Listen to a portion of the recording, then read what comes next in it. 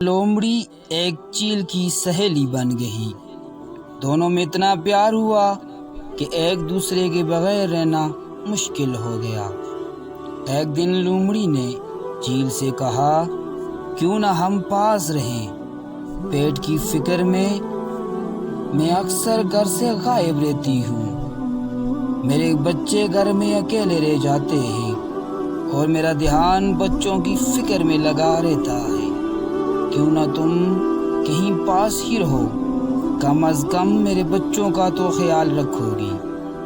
چیل نے لومڑی کی بات سے اتفاق کیا اور آخر کار کوشش کر کے رہائش کے لیے ایک پرانا درخت تلاش کیا جس کا تنا اندر سے کھوکھلا تھا، اس میں شگاف تھا۔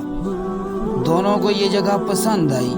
لومڑی اپنے بچوں کے ساتھ شگاف میں اور چیل نے درخت پر بسیرا کر لیا۔ کچھ عرصے بعد لومڑی کی غیر موجودگی میں چیل جب اپنے گھونسلے میں بچوں کے ساتھ بھوکی بیٹھی تھی، اس نے اپنا اور اپنے بچوں کا پیٹ بھرنے کے لیے لومڑی کا ایک بچہ اٹھایا اور اپنے بچوں کے ساتھ مل کر کھا لیا۔ جب لومڑی واپس آئی تو اس نے ایک بچہ غائب پایا۔ اس نے بچے کو ادھر ادھر بہت تلاش کیا مگر وہ نہ ملا۔ آنکھوں سے آنسو بہانے لگی۔ چیل بھی دکھاوے کا افسوس کرتی رہی۔ دوسرے دن جب لومڑی شکار کرنے گئی تو چیل نے پھر ویسا ہی کیا اور بچہ کھا لیا۔ کرتے کرتے چیل لومڑی کے سب بچے کھا گئی۔ لومڑی کو چیل پر جو شک ہوا تھا، لیکن اب وہ شک یقین میں بدل گیا کہ اس کے بچے چیل نے ہی کھائے ہیں، مگر وہ چپ رہی، کچھ گلا اور شکوہ نہ کیا۔ ہر وقت روتی رہتی اور خدا سے فریاد کرتی رہتی کہ اے خدا، مجھے اڑنے کی طاقت عطا فرما تاکہ میں اپنی دوست نما دشمن چیل سے اپنا انتقام لے سکوں۔ خدا نے لومڑی کی التجا سن کر چیل پر اپنا قہر نازل کیا۔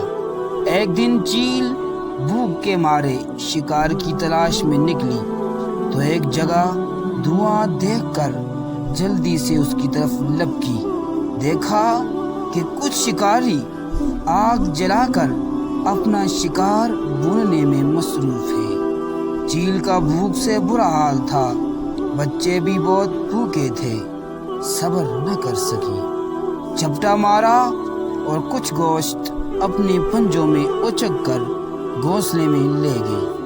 ادھر بھنے ہوئے گوشت کے ساتھ کچھ چنگاریاں بھی چپکی ہوئی تھیں۔ گھونسلے میں بچھے ہوئے گھاس پھوس کے تنکوں کو آگ لگ گئی، گھونسلہ بھی جلنے لگا۔ ادھر تیز تیز ہوا بھی چلنے لگی۔